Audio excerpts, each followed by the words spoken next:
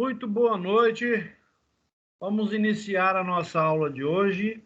Hoje, infelizmente, estamos sem câmera. Peço desculpas aí, mas é que rolou um probleminha aqui com a câmera e eu não tive tempo hábil de trocá-la. Então, vamos sem câmera mesmo, tá bom? Então, vamos lá. Vou dar o recado para vocês a respeito dos relatórios. Nós estamos com alguns problemas no que diz respeito aos relatórios, né? Questão de tempo, né? A gente está com um pouco de... o tempo é muito curto, né? E nós temos algumas datas limite que precisamos cumprir. Então, vamos... Deixa eu só pegar aqui o planejamento, só um minutinho. Planejamento de disciplinas. Muito bem, vamos lá. E deixa eu abrir para o lado de cá, para não tumultuar a vida do povo. Então, vamos lá. Deixa eu ver aqui. Muito bem. Como nós não tivemos aula na semana passada, ou melhor, tivemos, né? Nós não tivemos aula. Quando foi exatamente?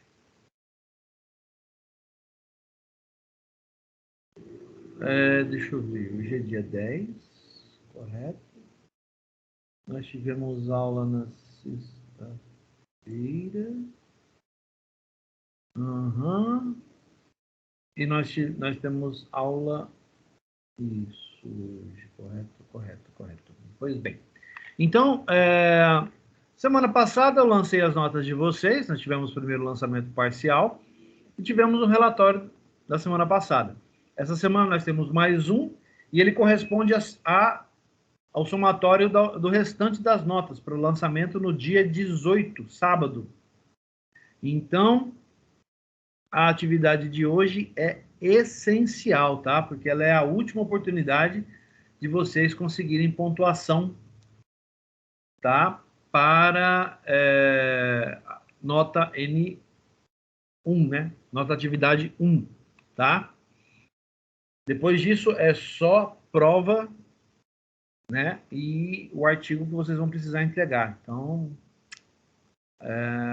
nós temos aí pouquíssimo tempo, né? Hábil para poder preparar tudo isso. Então, entregar os relatórios dentro do tempo hábil passou a ser uma prioridade, tá, gente? Vamos manter aí o bom trabalho que está sendo realizado para que vocês possam obter as notas, tá bom? Qualquer dúvida a respeito do relatório, falem comigo no WhatsApp. Muito bem, a aula de hoje, a gente vai discutir alguns conceitos de sistemas distribuídos. Na aula passada a gente falou de sistemas paralelos, né? Computação paralela. E hoje nós vamos falar sobre os sistemas distribuídos. Nós vamos falar sobre noções de computação em cluster versus computação em grid, as diferenças, né? Vamos definir cada uma delas e depois vamos compará-las, né? E por fim, um bom exemplo de sistema distribuído são os servidores NTP. Nós vamos falar sobre o protocolo NTP para sincronização de relógios em rede. Aparentemente uma coisa simples, né? Mas quando você está trabalhando em sistemas distribuídos, nos quais estes sistemas têm que estar precisamente configurados em questão de tempo, isso se torna uma problemática. Então, o primeiro exemplo mais pesado que a gente vai ver é o protocolo NTP. Adicionalmente à atividade, a gente vai ver um vídeo falando sobre Cloud Computing, ou computação em nuvem, né? Para complementar o conteúdo desta disciplina. Tá bom? Então vamos lá, vamos continuar então. Alguns conceitos de sistemas distribuídos, vamos lá. Eu vou falando e no momento adequado eu faço alguma intervenção para poder atender vocês, tá bom? Só um instantinho. Deixa eu ver aqui.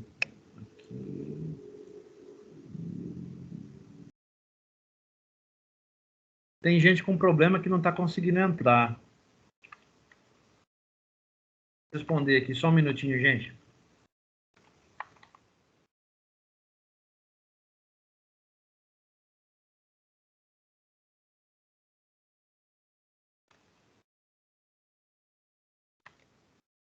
Beleza. Vamos lá? Vamos retomar, então. Vamos lá. Sistema distribuído é um conjunto de computadores que são interligados via rede, mas, para o usuário final das aplicações que são executadas através deles, aparenta ser um sistema único, como uma única máquina ou um único software. Um bom exemplo disso, eu não sei se eu cito nos próximos slides, tá? Mas um bom exemplo de sistema distribuído é o sistema HTTP. Né? Você, ao fazer a requisição para o servidor, você não sabe exatamente quantos servidores tem por trás daquele endereço. Você simplesmente lança essa request, essa requisição, e você obtém como resposta a página que você solicitou. Você não fica sabendo quantos servidores atenderam, quantos servidores de banco de dados estão disponíveis para fornecer informações, etc. Tudo isso fica oculto por trás da infraestrutura do site que você está acessando, certo? Um de seus principais aspectos é que os computadores que fazem parte de sistemas distribuídos têm um funcionamento independente, ou seja, cada um age por si próprio. E, às vezes, os sistemas e hardwares dessas máquinas são totalmente diferentes, porém, aparentam ser uma coisa só para o usuário. Esses computadores estão ligados por rede e só assim é possível seu funcionamento de forma distribuída. A principal motivação para construir e utilizar sistemas distribuídos é proveniente do desejo de compartilhar recursos. O termo recurso é bastante abstrato, mas caracteriza bem o conjunto de elementos que podem ser compartilhados de maneira útil em um sistema de computadores interligados em rede. Ele abrange desde componentes de hardware, como discos e impressoras, até entidades definidas pelo software, como arquivos, bancos de dados e objetos de dados de todos os tipos. Quando falamos recursos, nós estamos usando um termo simples para especificar algo que está disponível no servidor. Este recurso pode ser, além desses exemplos que foram citados, pode ser, por exemplo, um arquivo XML, um arquivo JSON, uma tabela de banco de dados, uma listagem texto com informações a respeito de determinado assunto e assim vai. Quando você fala recurso, então, estamos falando de algo disponível no servidor que pode ser utilizado como fonte de informação, certo? Continuando. Os sistemas distribuídos são, sem sombra de dúvida, mais utilizados em arquiteturas do tipo cliente-servidor. E como vimos anteriormente, esse tipo de arquitetura apresenta recursos compartilhados, tanto a nível de hardware quanto a nível de software, para permitir que milhares de clientes tenham acesso a esses recursos e possam utilizá-los como se houvesse uma comunicação direta entre as máquinas e o cliente. Voltando lá, então, cliente-servidor. Vamos fazer uma breve pausa, só para a gente revisar esse conceito? Vamos ver aqui. Cliente-servidor. Vamos dar uma olhada nas imagens disponíveis, tá? Para que a gente possa entender. Quando a gente fala de cliente-servidor, a gente está falando de alguma coisa assim, ó. Esse exemplo aqui vai atender muito bem a nossa necessidade. Olha só. Nós estamos falando de algo assim, certo? Você tem vários clientes, sendo que cada cliente pode estar em um sistema operacional diferente, em um tipo de máquina diferente. Não precisa ser propriamente um desktop Windows, pode ser uma máquina Linux, uma máquina Mac, pode ser um tablet, pode ser um smartphone. Então, uma rede cliente-servidor, na verdade, a arquitetura ela é baseada em quê? Numa pluralidade de clientes acessando um recurso disponível em rede. Este recurso pode estar em um formato que seja uma página HTML, um banco de dados MySQL, uma fonte de streaming, né, para você assistir alguma apresentação, algum vídeo, alguma coisa assim, tá? Além do mais, existem outros exemplos, como o compartilhamento, né, de recursos que possam ser consumidos através da web. Um exemplo muito interessante é você fazer download de site FTP. O download FTP é baseado em cliente-servidor.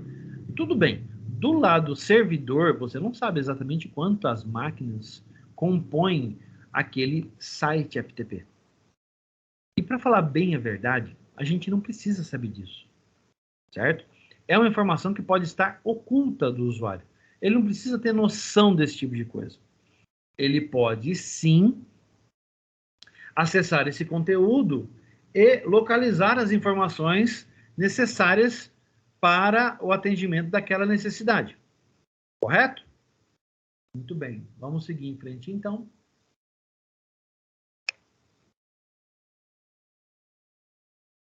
Importante.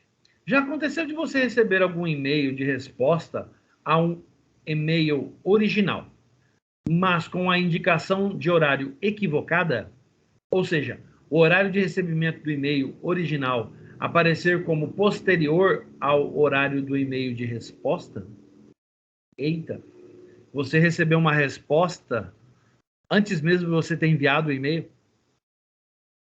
Isso de acordo com o time-lapse, tá? De acordo com a sequência de tempo no qual se passou essa comunicação.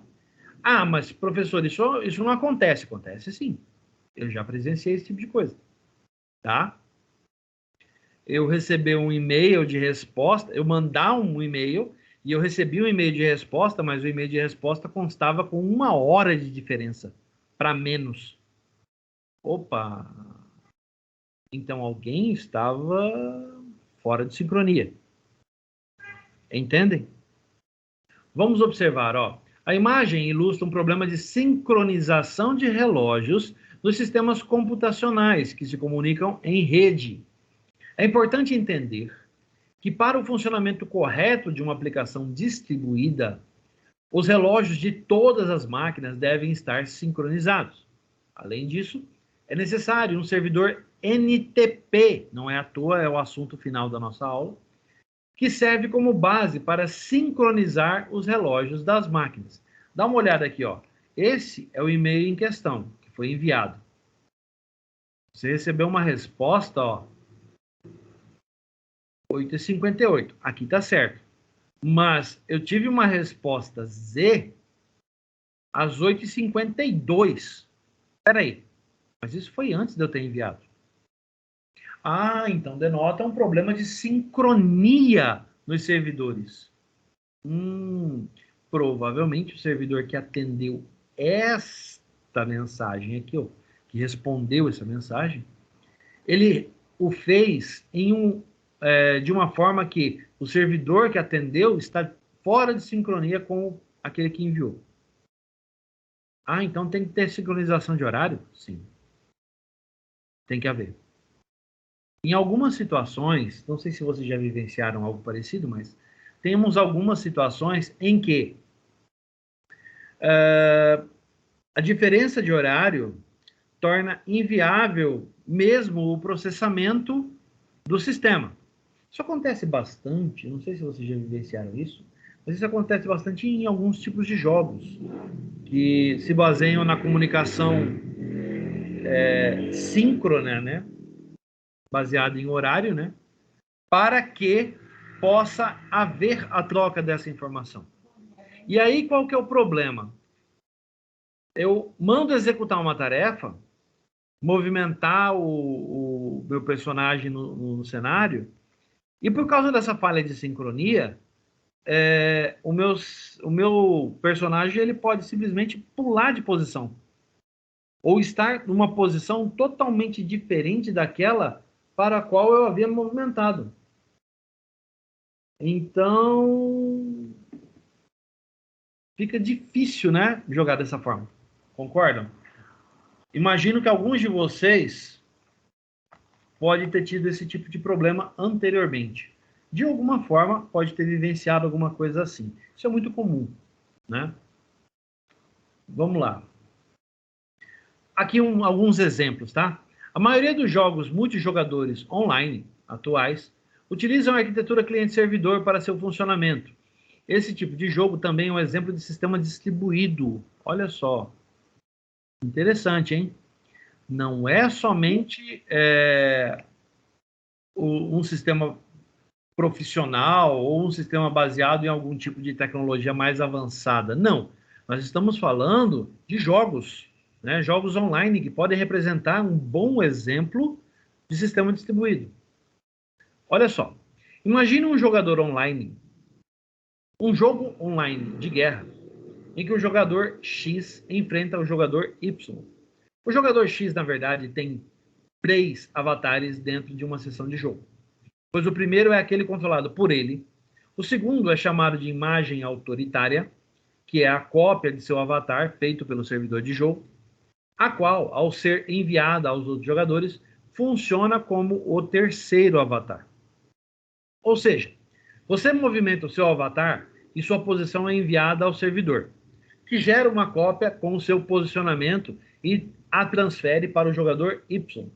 Com isso, temos a arquitetura cliente-servidor em funcionamento. Olha só, um excelente exemplo de uma arquitetura por muitos considerada ultrapassada, mas que ainda é pesadamente utilizada no dia a dia. Beleza? As redes estão por toda parte e servem de base para muitos serviços cotidianos que agora consideramos naturais. Por exemplo, a internet e a www associada a ela, a pesquisa na web, os jogos online, os e-mails, as redes sociais, e-commerce, etc. Os sistemas distribuídos podem ser considerados como uma solução mais robusta em resposta aos sistemas puramente de rede. Muito bem. Fizemos um preâmbulo do que se trata o sistema, o que é um sistema distribuído. Agora vamos entrar um pouquinho mais no assunto e vamos falar sobre computação em cluster versus computação em grid, tá? Vamos lá? Os sistemas distribuídos podem ser classificados em diferentes categorias, de acordo com a sua arquitetura e finalidade, sendo os mais comuns computação em cluster e computação em grid. Esse tipo de computação em cluster, vamos à primeira definição. Esse tipo de computação é formado por um conjunto de máquinas com hardware semelhantes, ou seja, as máquinas que compõem o cluster possuem características homogêneas. O conjunto de máquinas que compõem o cluster estão ligadas por meio de uma rede local, uma LAN. Quando falamos da parte de software da computação em cluster, temos algumas características importantes. Na maioria das vezes, o sistema operacional entre as máquinas que formam o cluster é equivalente, ou seja, todos os sistemas operacionais são análogos. Desculpe. Por exemplo, estou falando de um sistema operacional Windows, né, trabalhando em rede, o Windows Server, ou um sistema operacional Linux, ou mesmo um sistema operacional Unix. Não vou dizer o Mac, porque o macOS é muito difícil de você encontrar uma rede configurada com ele. Apesar dele ser derivado, né, o OS X é derivado de um sabor específico de Linux, ele não possui muita difusão, né, nos meios de infraestrutura. Portanto, é muito difícil você encontrar uma rede local onde todas as estações sejam macOS. Não estou falando de uma estação que todas as máquinas sejam Linux e lá no meio tem um macOS. Ela não é uma rede macOS pura. Certo? Ah, mas o que seria, e aí questiono vocês, né? O que seria uma rede purista, né, em termos de sistema operacional? Hoje em dia não faz sentido nenhum. Uma mesma rede local de uma empresa, você pode ter desktops, servidores, tablets, smartphones, notebooks. Então você tem todo e qualquer tipo de hardware. E o que é mais interessante, cada um deles pode ser especificado em uma plataforma diferente. Smartphones, trabalhar em Android, tablets também, mas talvez uma versão um pouco diferente. Os notebooks podem trabalhar com Windows, Linux ou macOS, que são os mais comuns. Servidores, Windows e Linux, assim como estações de trabalho também, desktops, Windows e Linux. Então nós não temos uma rede pura. Nós temos sistemas operacionais equivalentes a nível de protocolo de rede, que é o TCP/IP. Com base nisso, a gente pode considerar, por exemplo, o que uma rede Windows, uma rede mista, né, com estações Windows e estações Linux, nós podemos considerar essa rede como uma rede análoga, no qual as estações existentes estão rodando sistemas operacionais que se comunicam através de uma mesma plataforma de comunicação, TCP/IP. Então, partindo dessa premissa, nós temos estações que se comportam de maneira igual. Não há nada diferente nelas. Entendem isso? Vamos seguir em frente. Além disso, é frequente que um único programa funcione de forma paralela, ou seja, um programa é subdividido em partes menores, e cada parte é executada em uma máquina ou um nó desse cluster, de forma distribuída, a fim de obter um aumento significativo de desempenho e, consequentemente, executar determinada tarefa em menos tempo. Agora falou de algo bastante interessante, né? Geralmente, as máquinas desse tipo de sistema são fortemente acopladas em suas ligações. Muitas vezes podem até mesmo compartilhar a mesma memória RAM entre várias máquinas. Há sempre uma das máquinas que chamamos de nó mestre, ou seja, a máquina principal que gerencia o funcionamento da aplicação entre todos os nós. O nó mestre faz a interface com o usuário, aloca tarefas e administra a fila de tarefas. Aqui nós temos a representação desse modelo, tá? Nós temos um cluster composto de 4 máquinas, sendo que uma delas é o nó denominado mestre e as outras são os nós denominados escravos. Todas elas trabalham diretamente abaixo do mestre, o qual é responsável por retornar os resultados de determinada tarefa.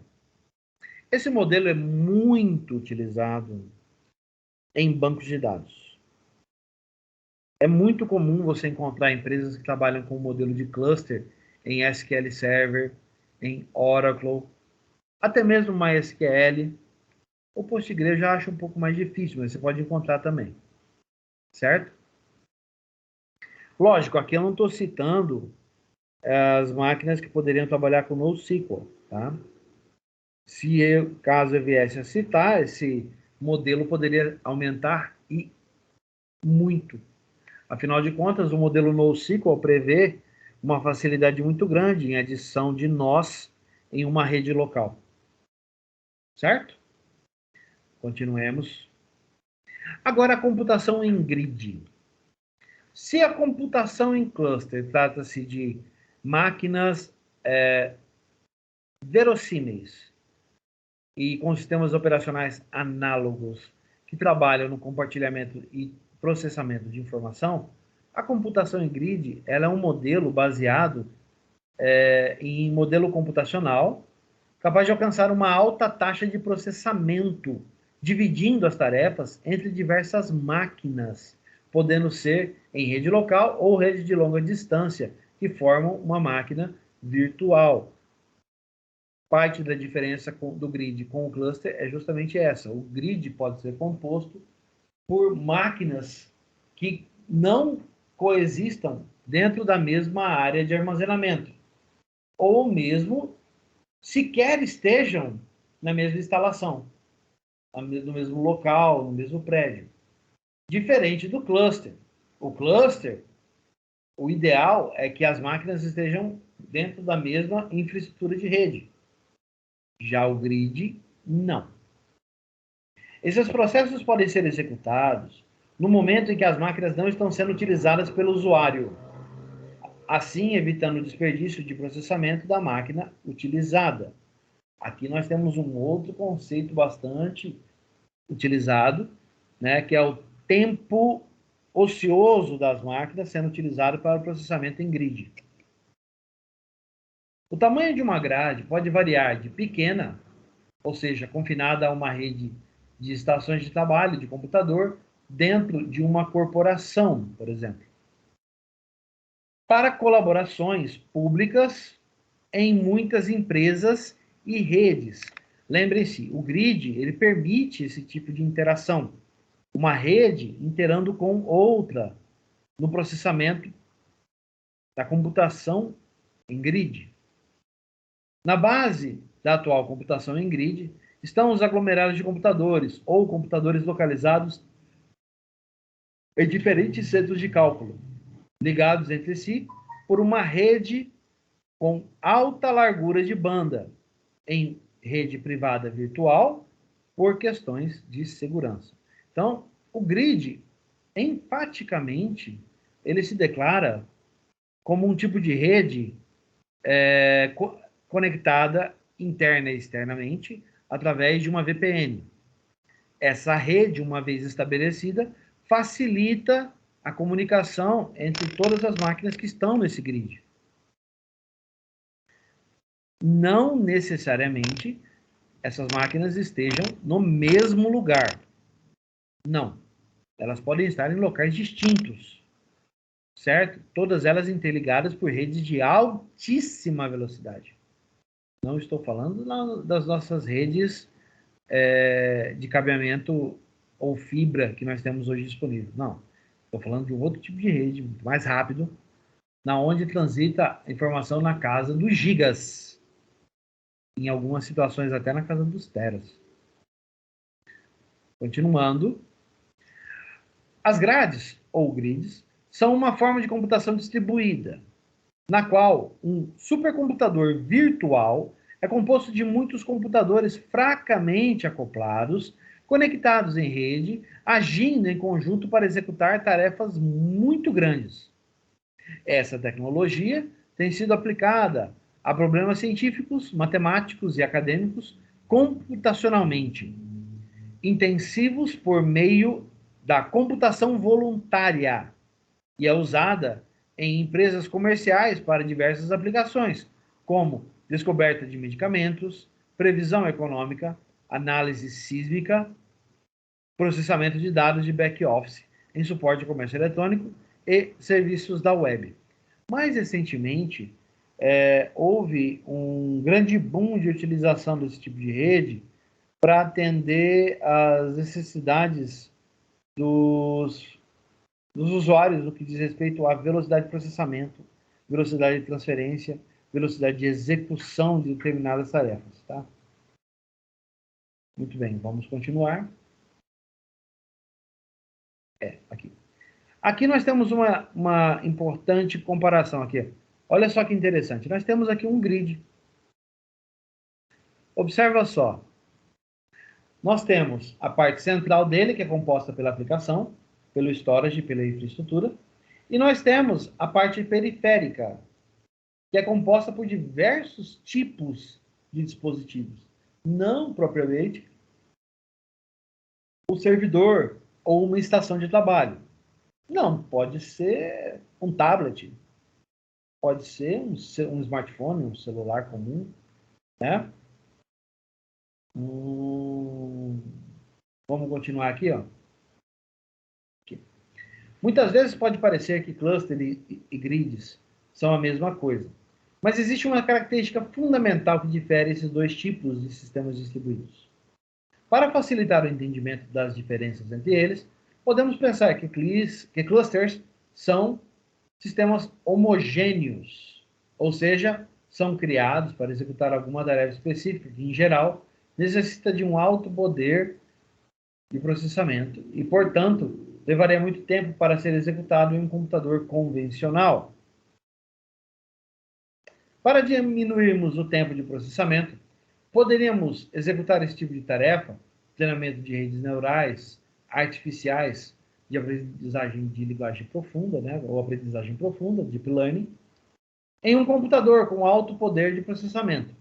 Porém, o custo desse tipo de computador pode tornar essa opção inviável. Por sua vez, podemos pensar que os grids têm uma abordagem heterogênea, ou seja, são criados para executarem diferentes tarefas de certa maneira relacionadas entre si, formando um centro de pesquisas de caráter multidisciplinar. Uma maneira ainda mais simples de entender essa característica é enxergar o grid como um conjunto de 2 ou mais clusters, cada um deles responsável por um tipo certo de pesquisa. Olha só que interessante isso aí. Um mesmo grid, né, pode contar com quantos clusters?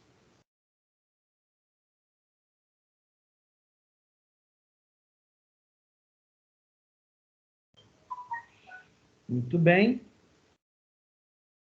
Um exemplo de tarefa que leva muito tempo para ser executada é o treinamento de redes neurais artificiais e deep learning para uso em ferramentas de chat online. Os conhecidos chatbots, né? Que a gente tem disponíveis atualmente, a torto e direito, em tudo quanto é canto. Nesse tipo de aplicação, os chamados bots, que nesse caso são o resultado da rede neural treinada, conversam e respondem questionamentos dos clientes, usuários, do serviço de chat online de uma determinada empresa. Recentemente, muitos sistemas bancários têm utilizado esse tipo de recurso, supondo que para executar o treinamento desse tipo de rede em computador convencional, seriam necessários 2 dias. Ao executarmos essa tarefa em um cluster, esse treinamento poderia ser realizado em questão de minutos. Olha a diferença, gente. A diferença entre computador convencional, uma única estação, realizando uma tarefa que levaria dias, né, de execução, enquanto num cluster, essa mesma tarefa leva minutos para ser executada. Certo? Deixa eu dar uma pesquisada rapidinha aqui. Eu gostaria de passar para vocês um vídeo que explica um pouco melhor isso de uma maneira mais concisa, tá? Só um minutinho, estou procurando. Apenas um instantinho.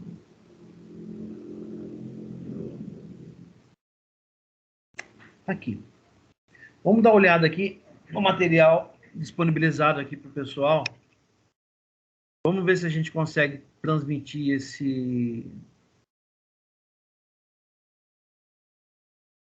essa ideia aqui pela internet. Será que... Eu vou experimentar. Se ficar muito lento, por favor, me avisem, tá? Para a gente poder ver o que a gente pode fazer. Eu vou tentar passar um vídeo aqui dentro da transmissão aqui do Teams para que vocês possam acompanhar comigo. Se ficar ruim a transmissão, eu vou disponibilizar depois o link na apresentação, tá? Então, vamos dar uma olhada aqui no link lá do DioLinux, tá? Só um pouquinho. Que explica de uma forma bastante interessante, tá? Como funciona um cluster. Eu baixei a qualidade do vídeo aqui para um valor bem mais baixo, que eu acho que dá para para a gente poder assistir. Bom? Só um pouquinho. Tá aí. Por favor, se vocês não estiverem conseguindo ver, me avisem, tá? Pode ser aqui ou pode ser pelo WhatsApp mesmo, que eu estou atendendo por lá também. Tá bom? Então vamos lá.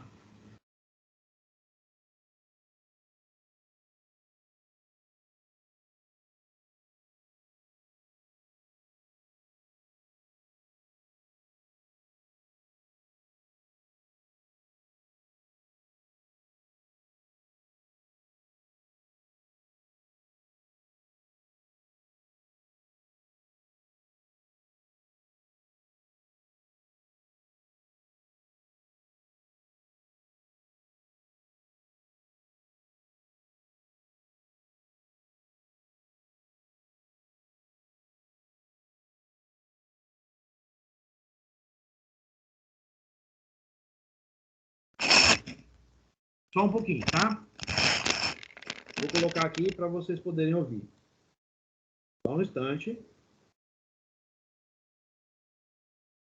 Deixa eu voltar um pouquinho aqui ele, tá?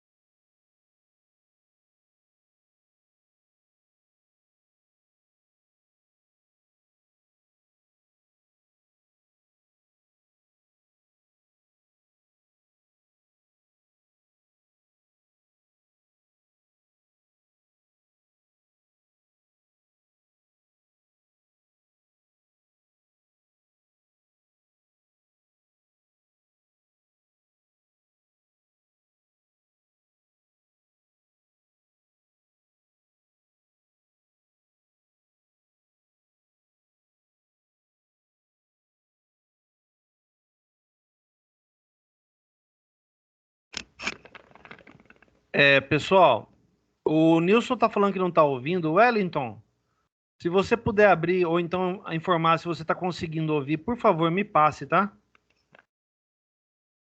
Pode ser pelo WhatsApp. Por aqui você não vai conseguir falar, não, tá? Aqui só a conta do e-mail. O WhatsApp tá aberto, eu consigo falar com vocês por lá, tá?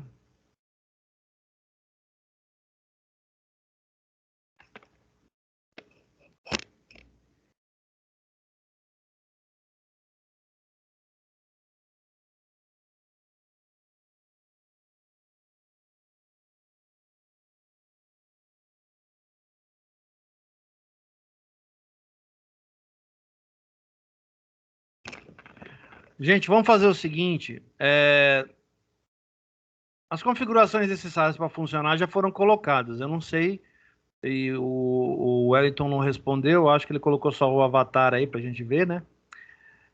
E como só tem vocês dois, nós vamos fazer o seguinte: eu vou deixar o vídeo rolar e vou colocar o link lá no WhatsApp, tá bom? Depois deem uma olhada nesse vídeo que ele complementa esse assunto. Eu vou soltar aqui o vídeo, vou deixar normalmente e vou colocar o link lá para vocês também, para vocês poderem assistir, tá bom?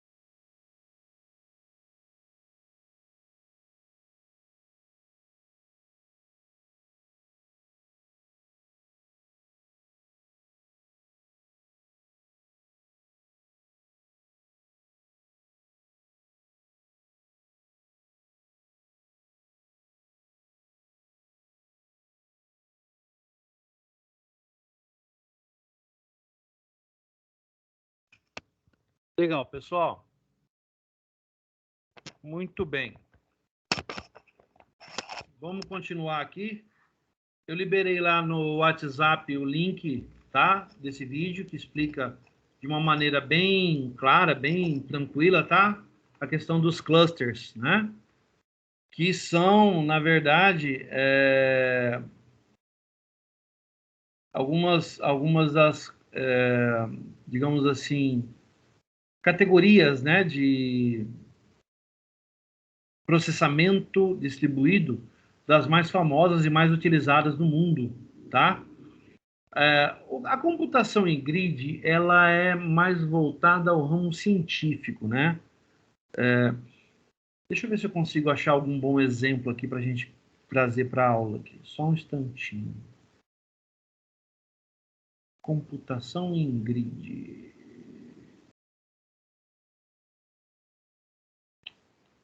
Vê se a gente acha algum bom exemplo.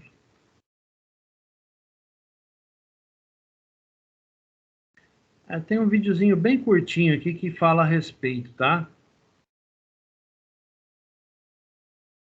Parece bastante interessante. Deixa eu ver aqui, peraí.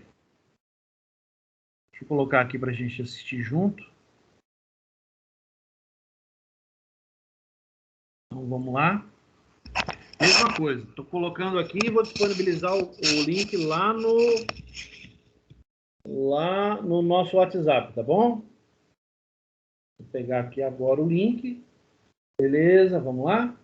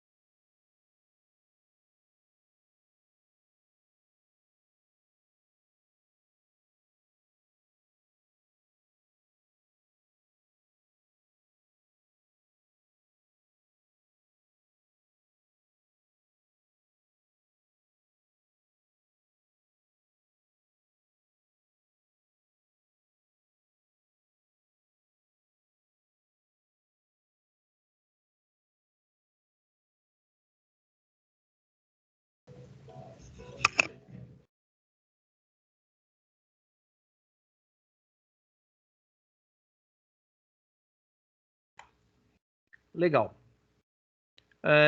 Então, nós temos aí 2 videozinhos, tá? Estão disponíveis lá no grupo de WhatsApp, depois eu ponho no PDF também, tá? Um falando sobre cluster de uma maneira bem tranquila, bem resumida, bem interessante, tá?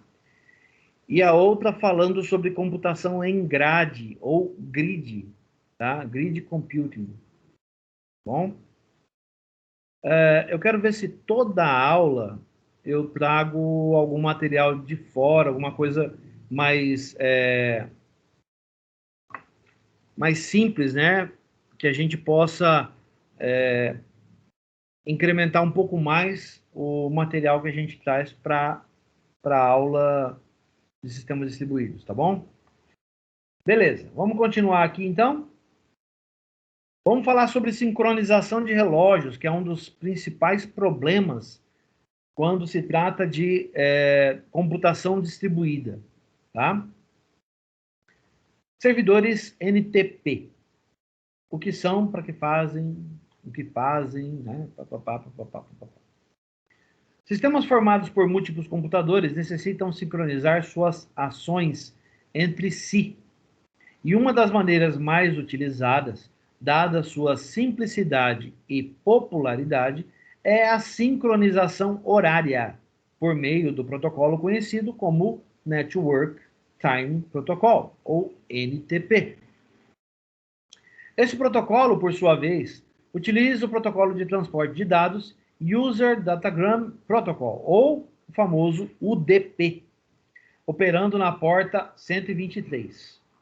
Essencialmente, esse protocolo é utilizado para a sincronização do relógio das máquinas locais, desktops, notebooks e servidores, e demais dispositivos de rede.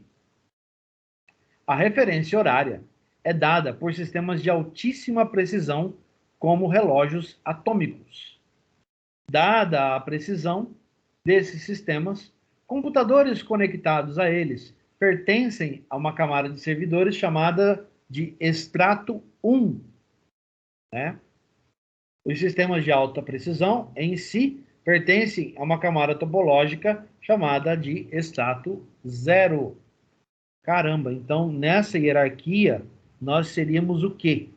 Nós estaríamos bem na ponta, né? Bem na árvore, bem na folha dessa árvore, né?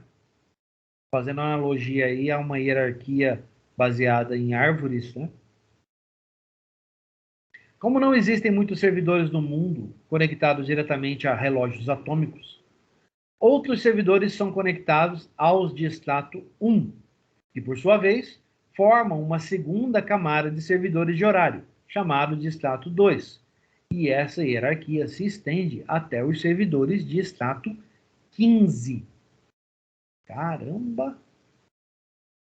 Os computadores dos usuários são configurados para atualizar a informação horária por meio da rede, consultando servidores de status com valores mais altos.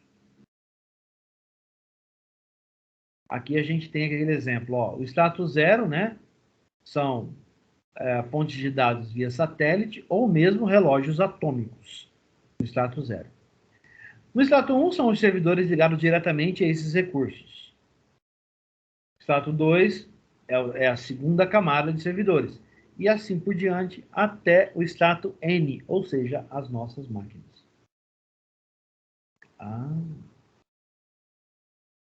Um aspecto muito interessante do protocolo NTP é que ele é projetado para verificar a latência, ou o atraso, também chamado de delay em inglês, entre a máquina cliente e a máquina servidora. E a implementação disso é, na verdade, muito simples. Essencialmente, de tempos em tempos, a máquina cliente faz uma consulta a um servidor NTP para verificar enquanto seu relógio está atrasado ou adiantado em relação ao servidor horário de referência, processando a seguinte operação. A, que seria o tempo, né, de diferença entre eles, T4 menos T1 menos T3 menos T2. Vamos entender a equação, tá? Ele explica. A é igual a T1 é a hora, minuto e segundo, em milésimos de segundo, também chamada de time stamp. A gente não compara date time, a gente compara time stamp. Isso vem lá do Java, do C++, C Sharp, um tipo de dado muito preciso para tratar a questão de data e hora. O timestamp da máquina cliente, ao enviar uma requisição através de um pacote no contexto de redes de computadores para o servidor NTP. Então, T1 a data e hora, ou timestamp, da máquina cliente ao enviar a requisição. T2 é o timestamp do servidor ao receber essa requisição. T3 refere-se ao timestamp em que o pacote de resposta a essa requisição é enviado ao cliente. E o T4 é o timestamp em que o cliente recebe a resposta do servidor NTP. Certo? Então, mais uma vez, T1 é o horário da máquina do cliente. T2, o timestamp do servidor ao receber esse pacote. O T3 é o timestamp da resposta dessa requisição. E o T4 é o timestamp do cliente ao receber essa requisição. Então, se você pensar de uma forma mais lógica, menos matemática, equivale ao quê? É como se ele estivesse traçando um gráfico de tempo no qual você dispara um determinado pacote, esse pacote chega a determinado servidor, e o servidor acusa a resposta desse pacote. É só isso. Na verdade, é algo bastante simples. Só que a diferença é que cada T desse equivale a um tempo no qual esse pacote foi disparado. Esse cálculo, portanto, resulta em quanto o sistema operacional deverá atrasar ou adiantar o relógio da máquina para que ela esteja sincronizada com a referência horária em questão. Aqui a gente tem aqui, ó, a parte prática daquela equação, tá? Como é que ela funciona? O T1, a máquina cliente dispara o pacote. O T2 é quando este pacote chega ao servidor. O T3 é quando o servidor dispara o pacote de resposta. E o T4 equivale ao tempo em que esse pacote chegou à máquina cliente. Alguns serviços, como os de acesso remoto e de autenticação de usuários, podem não funcionar adequadamente caso haja uma diferença muito grande no horário da máquina cliente, ou seja, solicitante, em relação à máquina servidora, que roda e disponibiliza o serviço. Por esse motivo, é muito importante saber como habilitar a sincronização horária das máquinas utilizando o NTP.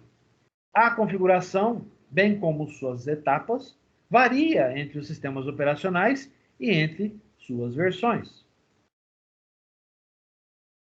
Tá, e o que é timestamp mesmo, professor? Bom, vamos lá. Timestamp, ou marca temporal, ou estampa de tempo, é uma cadeia de caracteres denotando a hora ou data que certo evento ocorreu. A cadeia é geralmente apresentada num formato consistente, permitindo fácil comparação entre duas marcas temporais distintas. Elas são padronizadas pela Organização Internacional para a Padronização, a ISO, através da ISO 8601.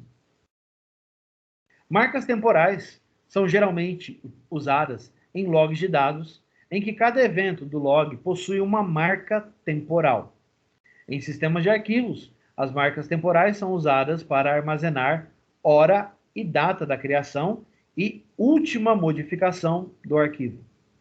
Entre protocolos, o ICMP define duas mensagens de controle que informam marcas temporais para permitir a sincronização. Já em Unix, existe uma marca temporal importante que define o início da era Unix. No caso, é 1970, 1º de janeiro, às 0 hora, 0 minuto, 0 segundos, no time zone UTC, usada como referência no cálculo de tempo dessa plataforma. Para sistemas que armazenam essa informação num inteiro de 32 bits, há o problema do ano 2038. Por quê? Como o timestamp é uma cadeia de caracteres, o que acontece? Ele vem contando o tempo, armazenando valores em um inteiro de 32 bits. Quando chegar em 2038, ele vai estourar o tamanho do campo. Consequentemente, o sistema operacional vai parar de funcionar. Eita! Tem como resolver isso? Tem. Você pode, por exemplo, utilizar outra tomada de tempo ou mudar o tipo que armazena essa informação de um inteiro de 32 para um inteiro de 64 bits. É algo que o pessoal está estudando fazer isso no Linux. Tá bom? Cada sistema faz uso de uma precisão específica em marcas temporais. No campo de banco de dados, alguns sistemas gerenciadores armazenam marcas temporais com alta precisão, em frações menores que segundos, uma característica importante em caso de acesso concorrente dos dados. Por outro lado, marcas temporais também são usadas por câmeras fotográficas e de vídeo, mas a precisão geralmente se limita somente aos minutos. Outra característica relevante das marcas temporais é a presença do fuso horário, ou a diferença em relação ao UTC, quando diferentes fusos horários devem interagir. Alguns exemplos aqui embaixo, ó. 2005, 10:30, né? 30 de outubro de 2005, com tempo 10 horas e 45 minutos UTC. E aqui embaixo você tem um outro parâmetro, também válido para timestamp, só que dessa vez com um formato completamente distinto desse de cima, né? Aqui eu tenho o dia, o mês, o dia, eu digo o dia da semana, tá? Saturday, mês de julho, July, dia 23, horário 2 horas, 16 minutos e 57 segundos, de que ano? 2005. Então, veja, nós temos dois formatos distintos para esse timestamp aqui embaixo, sendo que os dois formatos são válidos, porque os dois formatos retornam timestamp. E esse timestamp pode ser convertido entre esses dois formatos. Então, é um valor único que pode ser expressado de diversas formas. Certo? Apesar que o exemplo aqui embaixo trata de duas datas completamente diferentes. Muito bem, vamos continuar. Algumas curiosidades, tá? Observe o procedimento para configuração em um sistema operacional Windows 10. Então vamos lá. Eu vou fazer aqui, vou mostrar para vocês como funciona. Abrir o prompt aqui. Beleza. Deixa eu colocar para executar como administrador aqui. Pronto. Está aqui o prompt de comando. Então vamos lá. Para você abrir o prompt de comando, que pode ser acessado no iniciar, blá, blá, blá, blá. Na janela de comando, vamos inserir o código a seguir e pressionar a tecla Enter. Então vamos lá, ó. Ele coloca isso aqui.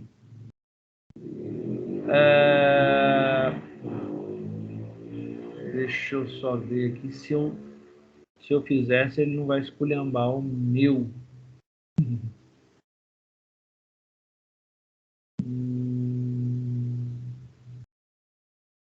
Tá, eu acho que não tem problema não. Vamos lá.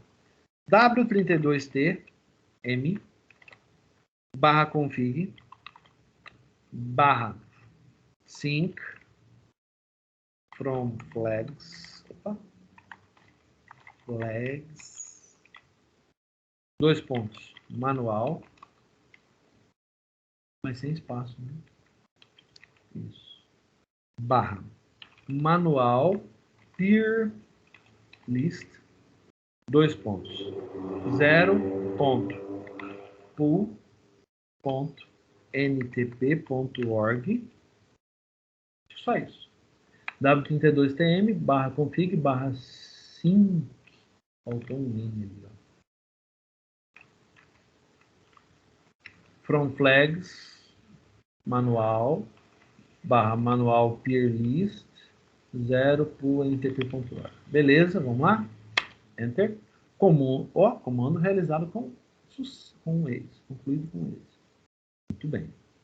Podemos observar que ao final do comando aparece a mensagem comando concluído com êxito. Lembre-se, para executar os comandos você deve estar como usuário administrador, tá? Isso aqui só pode ser realizado como administrador.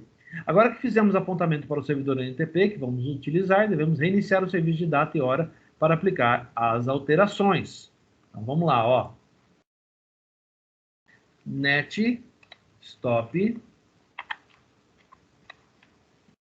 W32, né? W32 time. Beleza. Vou dar um net start agora.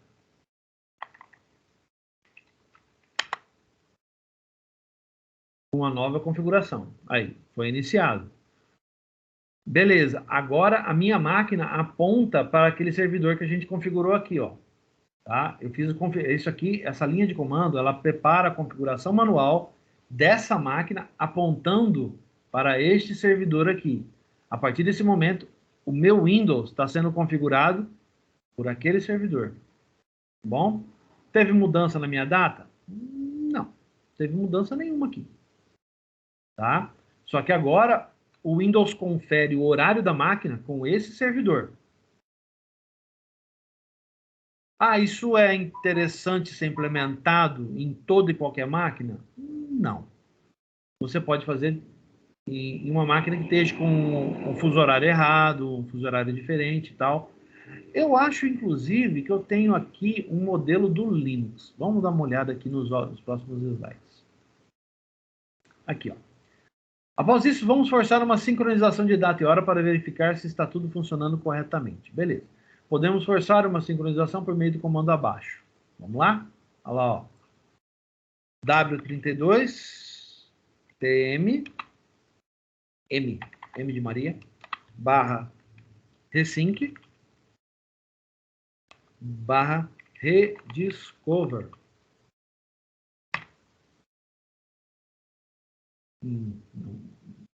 Mudou.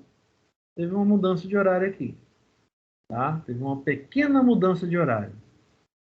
Muito bom. Concluído com êxito. Perfeito. Muito bem. Não tem a versão Linux aqui. Deixa eu dar uma olhada, gente. Como é que faz para sincronizar no Linux? Vai servir de inspiração para vocês aí, tá? Deixa eu procurar aqui. Peraí.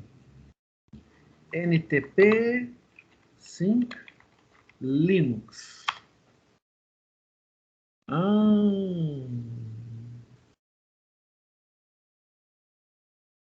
Olha, até que foi fácil. Eu achei um artigo aqui que especifica.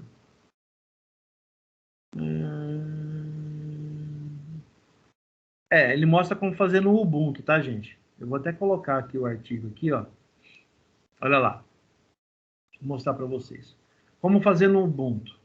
Você coloca time, date, ctl, né? Ele dispara a verificação, ó, para qual time zone está apontando. No caso, ele está usando Karachi na Ásia. O cara que escreveu isso aqui deve ser asiático. Tudo bem. Aí o relógio dele está sincronizado sim, né? Utilizando o serviço NTP. Perfeito. Aí, se por um acaso ele quiser modificar, ele aplica time date ctl, set NTP tool. O que ele faz? Ó, ele imediatamente, né? Ele no caso dele estava inativo. Que estranho. Uma tela não confere com a outra.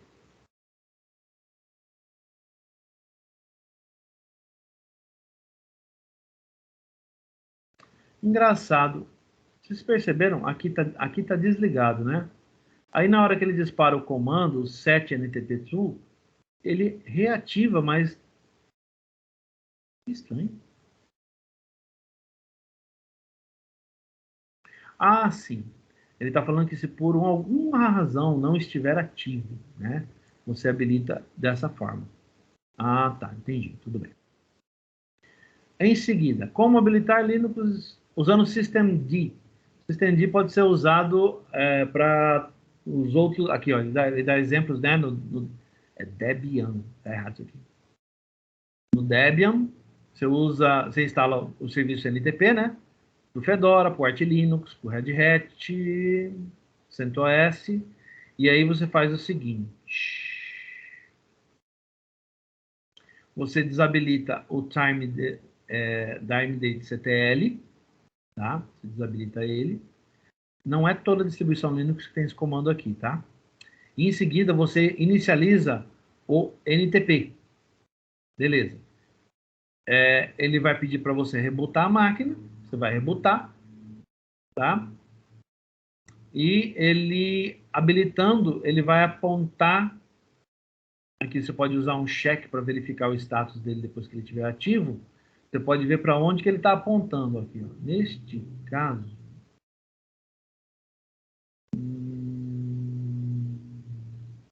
ele não está mostrando para onde que ele está apontando. Né? Aqui, ó. O status do NTP você obtém por esse comando e o NTP stat, né? Que ele mostra qual servidor aonde está sendo sincronizado. Ó. No caso, esse cara está apontando para cá. 162.159.201. Tá bom. Aqui ele diz como que você pode ligar um monitoramento, né? Para monitorar o serviço do NTP, rodando em baixo nível. Você ativa usando o NTPQ -P. Esse "-P é para ativar o monitoramento, né? E se caso você quiser, ele pode mudar isso aí, né? Adotando outra configuração. Você muda para onde ele aponta. Lembra que eu apontei para um único lugar, um único servidor? Então, o Linux tem essa possibilidade, né? De subir um serviço com NTP e fazer ele apontar para endereços diferentes. Olha que legal. Então, ele não aponta para um único só. Se eu quisesse, eu colocava apenas esse 0, né? Mas ele está apontando para 4 servidores diferentes. Muito bem. Feito isso... Ah, tá. Ele aponta porque ele aponta para o NTP. Pum, gente. Beleza. Então, esse cara está apontando para um lugar bem específico, né? Tá. E aqui ele mostra até mesmo como criar, implementar um NTP no Linux, né? Você tornar a sua máquina um servidor NTP. Ele mostra como você disparar o processo e como apontar para outro local para espelhar sua máquina e colocar ela dentro de um extrato, que é um daqueles níveis hierárquicos de servidores nos quais você pode aplicar. Olha que legal, que interessante isso aqui. Pode parecer um pouco abstrato para vocês, mas não sei todos, né? Mas quem usa Linux em infraestrutura, em ambiente de rede, isso aqui é uma informação bastante interessante. Como a teoria bem disse para nós agora há pouco, se caso os servidores estiverem fora de sincronia, até o login pode ser bloqueado. Não sei se vocês já passaram por isso. Eu já passei por esse tipo de problema. Eu tive meu login recusado porque o meu horário da máquina não batia com o horário da máquina que eu estava tentando acessar. O que eu tive que fazer? Eu tive que executar um processo de configuração para permitir que a minha máquina sincronizasse do mesmo servidor, que apontasse para o mesmo servidor de extrato que aquele servidor que eu estava tentando acessar apontasse, certo? Eu tive que conversar com o pessoal da infraestrutura, eles passaram os detalhes para mim e eu acabei fazendo o passo a passo. Deu certo, depois de alguma dor de cabeça, tá? Não é algo tão simples assim que possa ser feito. Beleza? Olha, hoje a gente trouxe bastante curiosidade, hein? Bastante coisa interessante. Muito bom. Espero relatórios bastante interessantes. Vamos lá, então? momento relatório, né? Atividade de aula, sem perder muito tempo. Alguém deseja fazer alguma pergunta sobre o que a gente discutiu? Nilson, Wellington, vocês têm alguma coisa para perguntar?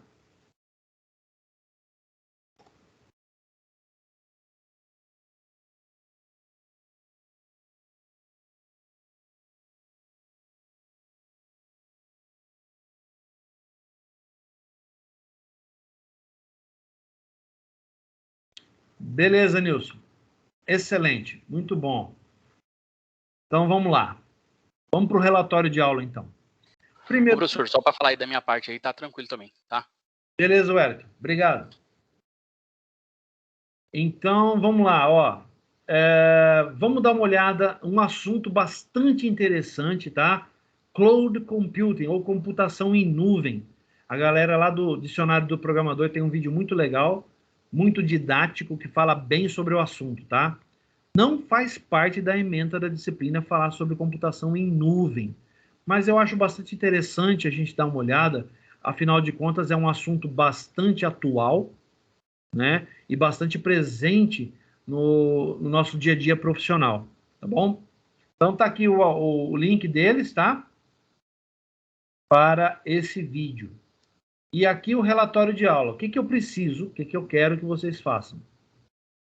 Bom, vocês vão falar sobre a aula de hoje nesta ordem, por favor, tá?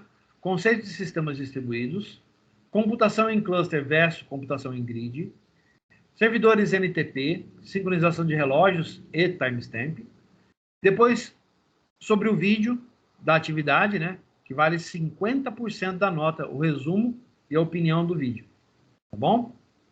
Vai preparar o relatório e vai mandar para mim no meu e-mail, com esse assunto, tá?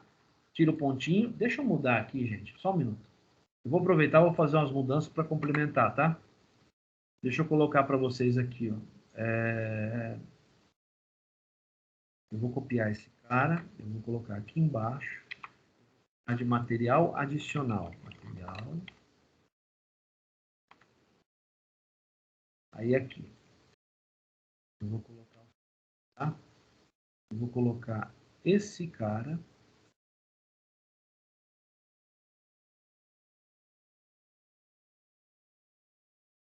Aqui. O link dele.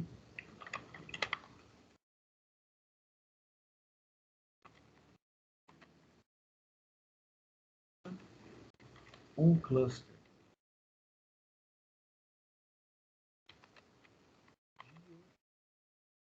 Claro, está horrível.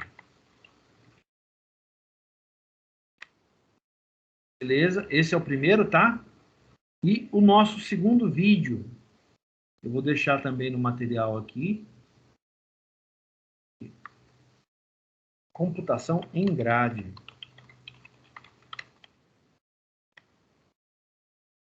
Tá? Canal ADS Aprendizado. Opa.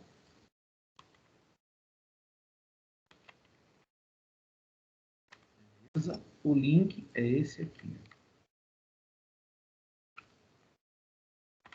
Legal. Pronto, para ajudar vocês. Então tá lá no WhatsApp e vai estar aqui também, tá bom? Então vamos lá. Voltando aqui para o relatório. Como ficamos então? Então, preparar o relatório, colocar esse assunto, tá? Atividade 2021-09-10, dessa forma aqui, tá, gente? Copia isso aqui e cola lá, tá bom? Data de entrega, dia 12/9/2021 até às 11h59. Vocês têm mais de 48 horas, dá bastante tempo, tá bom? Alguma dúvida sobre isso aqui? Lembrando que a importância desse relatório, tá? É para a nota de atividade de vocês.